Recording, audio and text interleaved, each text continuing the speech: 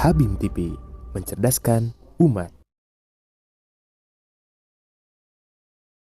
Bismillahirrahmanirrahim. Assalamualaikum warahmatullahi wabarakatuh.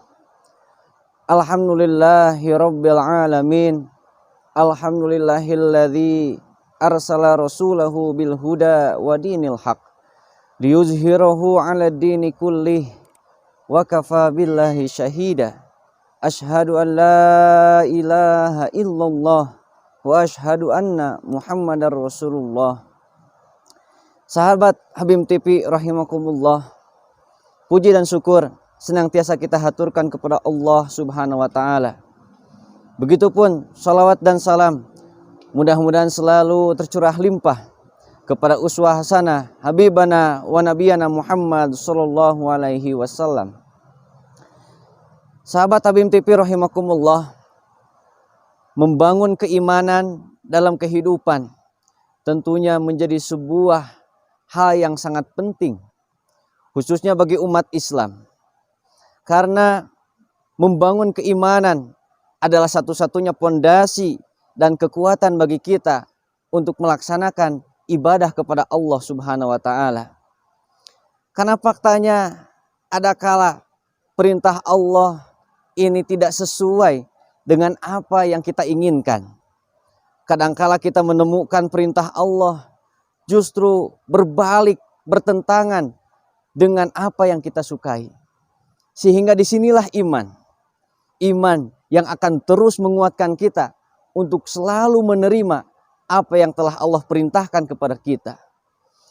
Sahabat Habim TV rahimakumullah, namun amat sangat disayangkan, masih banyak umat Islam yang menganggap bahwa keimanan ini adalah sesuatu yang otomatis.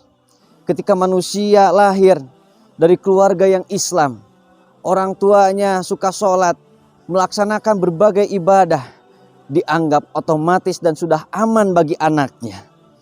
Sehingga misi dalam kehidupan berkeluarga, bermasyarakat seringkali luput dari tujuan pembangunan keimanan.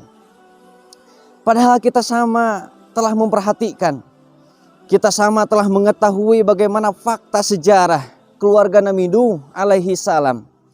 Beliau mempunyai seorang anak, namun ternyata bertentangan akidahnya dengan bapaknya sendiri.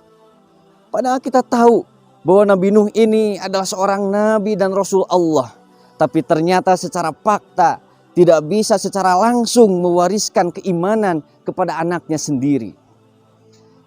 Begitu pula kita mengenal fakta sejarah keluarga Nabi Lut alaihi salam. Istrinya yang setiap hari bertemu dengan beliau tentunya tidak menjadi jaminan bisa mewarisi keimanan suaminya yang jelas-jelas adalah Nabi dan Rasul Allah. Begitu pula kita sering menemukan umat Islam menganggap bahwa keimanan ini adalah sesuatu yang begitu saja bisa ada dalam diri seseorang. Padahal kita sama mengetahui Allah telah berfirman, A'udzubillahi minasyaitonirrajim. Allahu akhrajakum min butuni ummahatikum la ta'lamuna syai'a. Bahwa semua manusia ketika lahir ke alam dunia ini dalam keadaan tidak mengetahui apapun.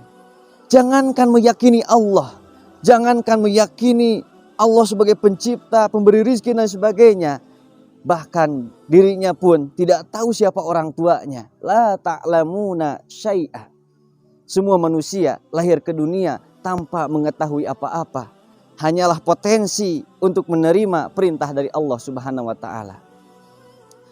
Sahabat Habim TV rahimakumullah.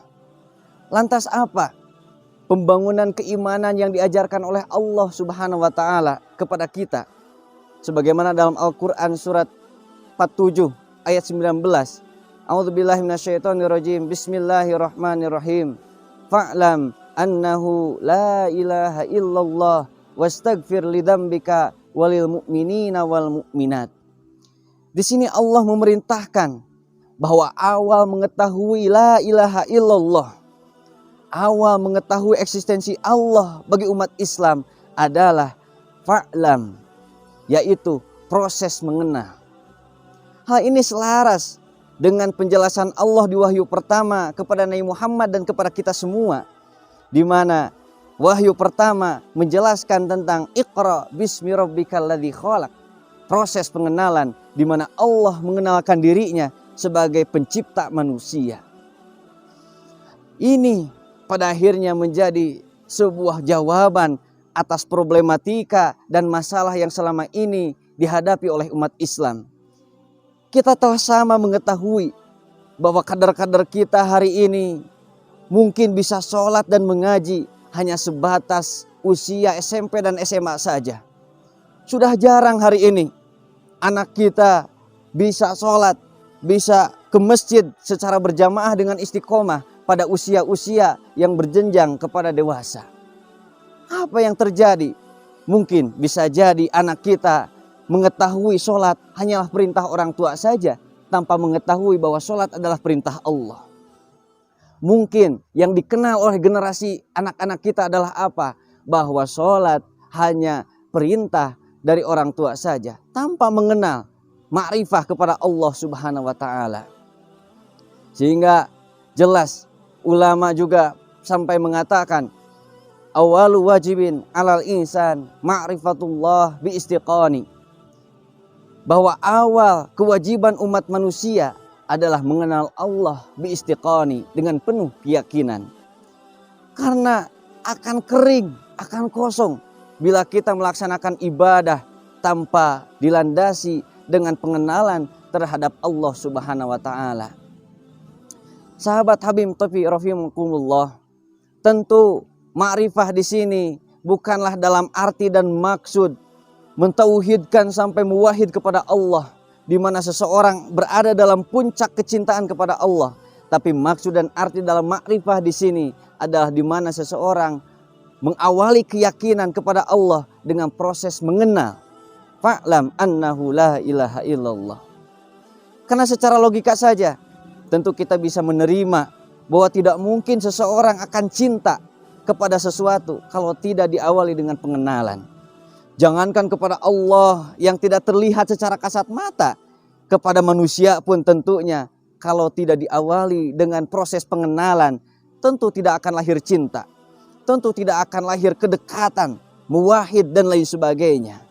Maka jelas kewajiban seseorang pertama dalam beribadah kepada Allah adalah proses pengenalan, ma'rifatullah bi istiqani. Sahabat Habib TV rahimakumullah, maka disinilah ma'rifah pada akhirnya harus menjadi landasan bagi kita untuk beribadah kepada Allah Subhanahu wa Ta'ala.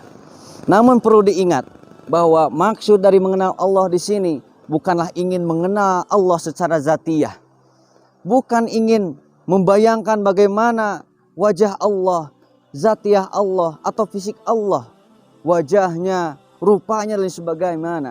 Na'udzubillahi min dalik. Tapi maksud dari ma'rifah kepada Allah di sini adalah bagaimana kita mengenali eksistensi Allah dalam kehidupan manusia. Sebagaimana arahan dari hadis Rasulullah Shallallahu Alaihi Wasallam, tafakkaru fi khalqillah, wala tatafakkaru fi dzatillah. Pikirkanlah, kenalilah apa ciptaan Allah, maka engkau akan mengenali Allah sebetulnya dengan sebenar-benarnya. Wala tatafakkaru fi dzatillah. Dan janganlah sekali-kali kita mencoba mengenali Allah secara zat atau secara fisik. Bahkan dalam ayat sampai ditegaskan, bila kita teringat, terbesit ingin mengenal Allah secara fisik adalah fasta'idz billah, langsung berlindung kepada Allah Subhanahu wa Ta'ala, berta'awud dari godaan setan. Sahabat Habib TV rahimakumullah, dalam gambaran sejarah kita sama mengetahui akan proses ma'rifahnya para nabi dan rasul.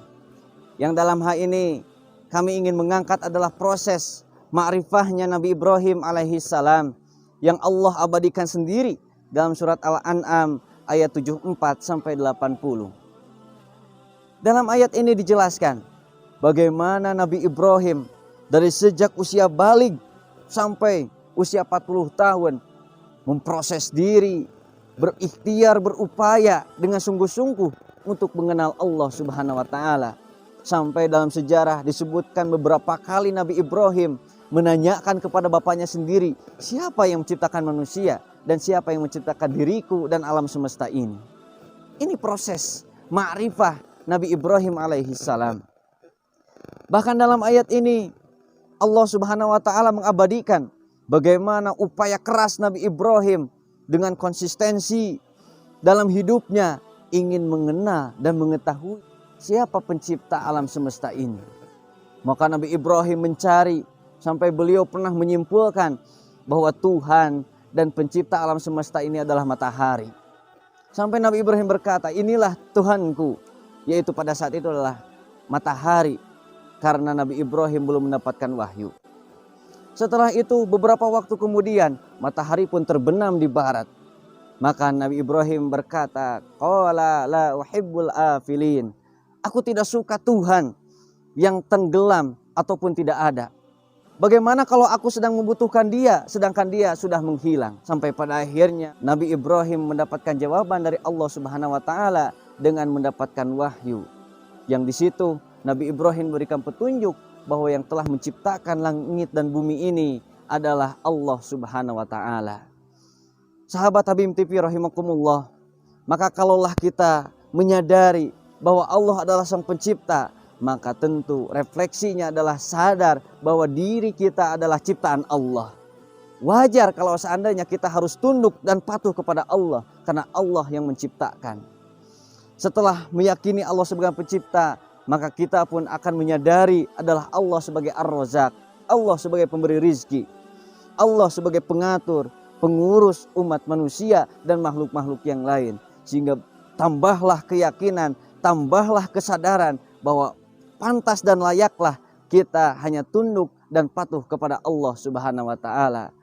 Demikian yang bisa disampaikan tentang ma'rifah sebagai awal tauhid kepada Allah Subhanahu wa taala. Mudah-mudahan kita senantiasa diberikan bimbingan dan arahan oleh Allah Subhanahu wa taala. Lillahi fisabilil haq. Nastagfirullahi wa lakum. Assalamualaikum warahmatullahi wabarakatuh.